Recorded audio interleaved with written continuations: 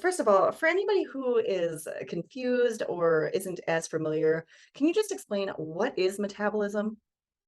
Metabolism is our ability to take in all the food that we're eating and turn them into our energy. Um, we know that the cells have a powerhouse, which is called mitochondria.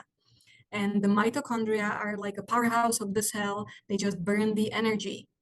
Uh, but what happens when our metabolism slows down as we age? The mitochondria are not working that well. They're less in count, they're smaller, and they're also dysfunctional, which is particularly true if people have type 2 diabetes. But can we turn this around? And the encouraging answer is absolutely. We can turn this around. We can speed up the metabolism again, like we were in the 20s. Great. So people who have been yo-yo dieting their whole lives or fluctuating from a higher weight gain to losing the weight and gaining the weight and losing the weight, you're saying that this is completely overridable? That's correct. That's fantastic. Okay, so I was also confused about, is it more beneficial to have a fast metabolism or a slow metabolism? Doesn't a fast metabolism kind of speed up the aging process? That's a great question. I'm glad you asked. So, with three-quarters of Americans being overweight, I'm guessing that most people will be asking the question, how can I speed up my metabolism? I need to burn more calories. So I was addressing the question for this audience. Whoever needs to lose weight, this is exactly for them. Uh, some people have a great metabolism.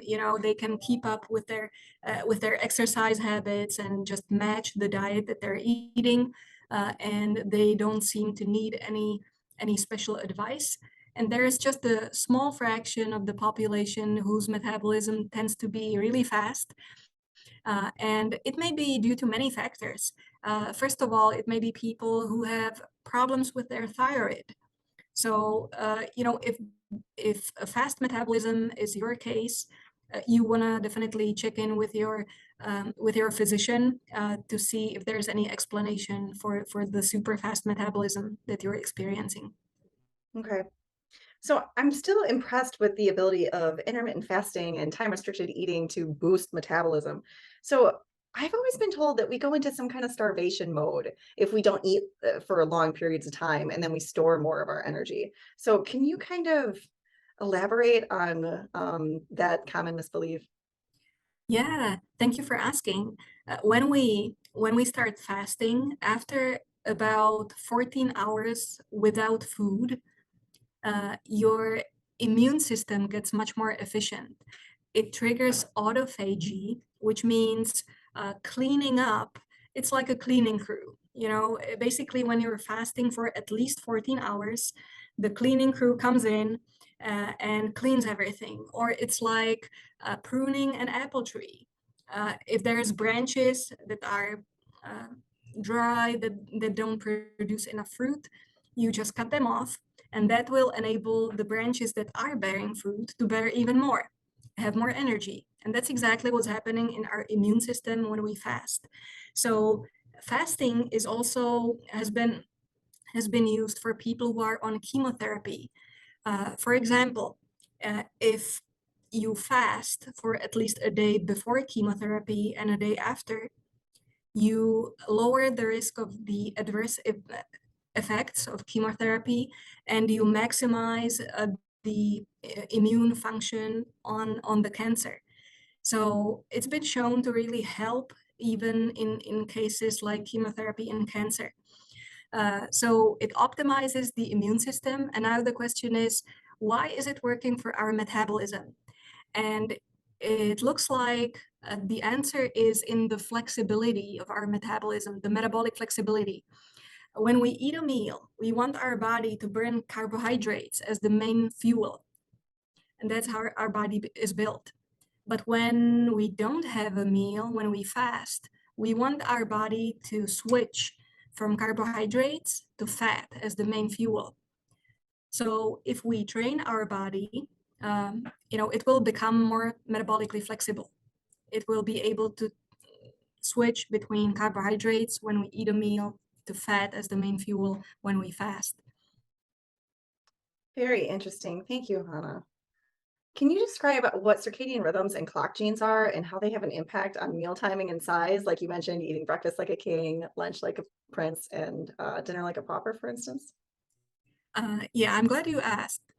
Circadian rhythms are the rhythms that are roughly 24 hours long, and we have two body clocks. One is in our brain, in our hypothalamus, and that's the central clock, and it's entrained by light and darkness.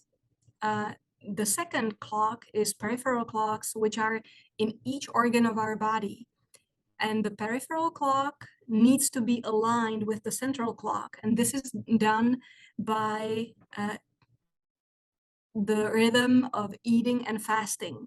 So if we wake up in the morning and start eating, we tell our body, this is day, I need the body to ramp up its metabolism, will be active.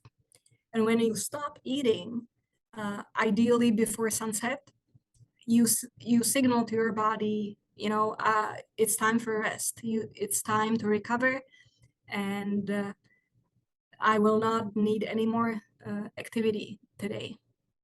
So this is how it works.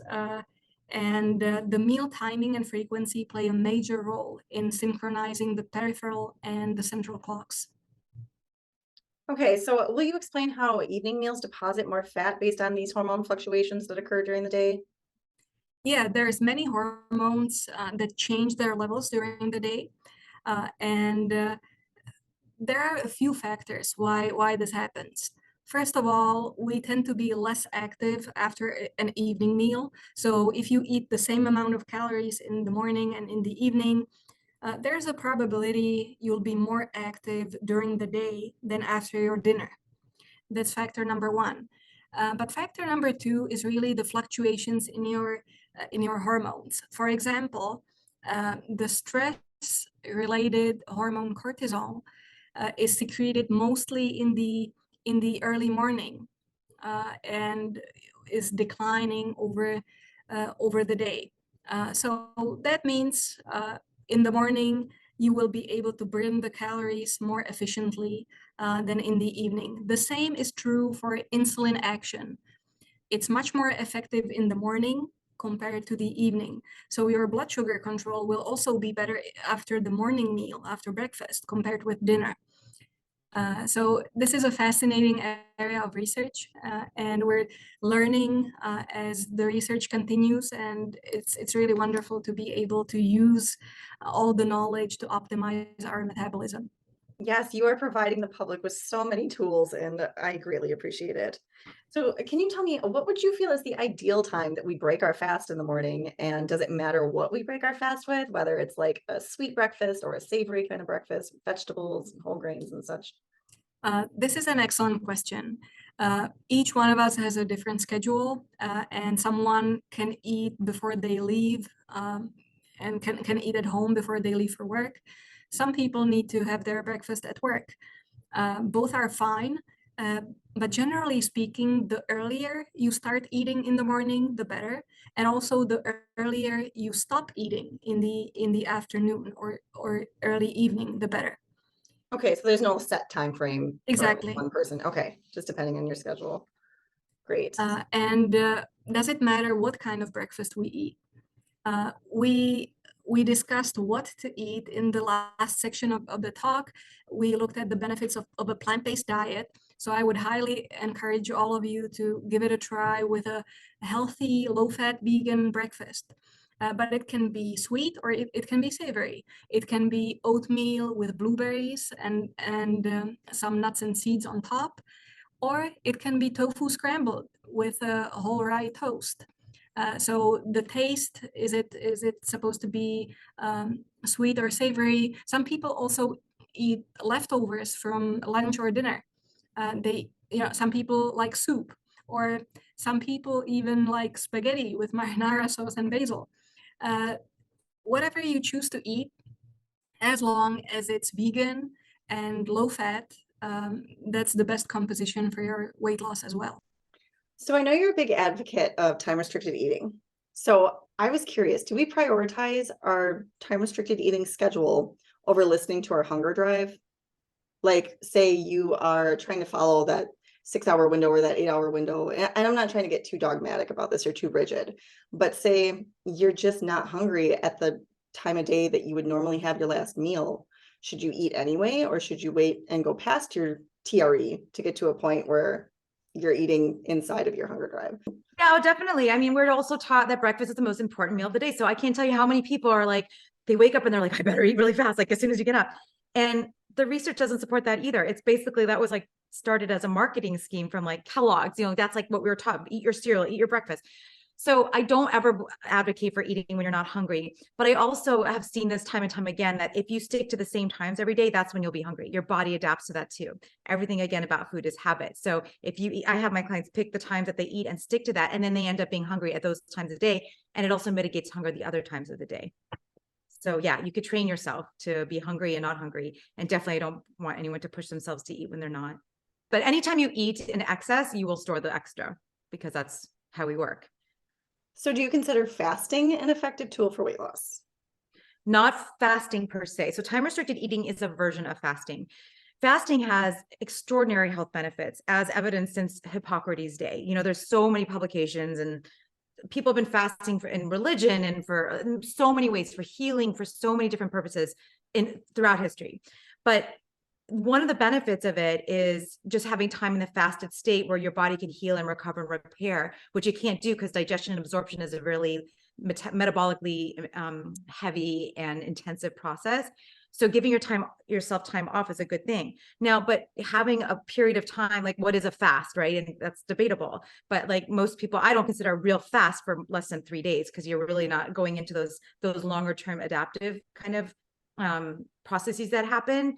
But what's great about time restricted eating or intermittent fasting, is another way to say it, there's all these different versions of this now, is that you could do this more palatably on a regular basis. So like you could still have time in the fasted state, but eat every day. So you still have your GI functioning going normal. You could still completely, go about your day and do what you need to do. So you could do it in so many different ways. Like some people do like a weekly day fast, they'll do 1 day a week where they don't fast. Or some people do like, 3 days a month, or, or people fast for a long time. Like the longest recorded fast was 382 days. And the guy was walking around. Of course, he lost 275 pounds, but he was walking around being normal. I think he had to take some electrolytes or something like that. But there's a lot of recorded longer term fast because people heal from major things. But one way to get some of the benefit is to incorporate it on a daily basis. And that's one of the reasons that's one of the main reasons I love time restricted eating. But in terms of weight loss, I don't recommend fasting for weight loss. There's a lot of rebound effects from that. It's not really a tool of weight loss. I'd rather teach people how to eat in the real world to lose weight than to have to just abstain from eating. Okay. Can you explain how skipping meals does not cause our body to go into starvation mode? I feel like it's so opposite in the popular culture. I know, it's just crazy if you think about it. Like the way I say it is, our genetic ancestors would not have survived if they were burning brains and organ tissue and muscle tissue for fuel in times of scarcity, because there were lots of times of scarcity up until the last 50 years. Now we have food chronically available to us. So no, I mean, it's your metabolism scales with weight, and your body knows how to burn fuel. And the whole point of adipose tissue is stored energy for times of scarcity. So when you don't have fuel going through your system, you're not in the digestion and absorption state, and you don't have the glycogen, you're out of glycogen, your body just naturally pulls to adipose. Our bodies are brilliant. Our bodies are so much smarter than we give it credit for. We're always trying to micromanage it, but the body knows.